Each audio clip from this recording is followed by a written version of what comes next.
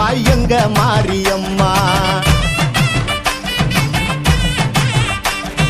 நோய் நொடிகள் அண்டாம காத்தருள்வாயம்மா. வானம் பார்த்த பூமி மாறி பொழிந்திடுவாயம்மா. கண் போல காப்பாயம்மா. சீமை போய் வாழும் எங்க சொந்தம் உந்தன் பாதமம்மா. வேற என்ன கேட்க போறோம் அம்மா. உன் பிள்ளைகளுக்கு என்ன தேவை உமக்கு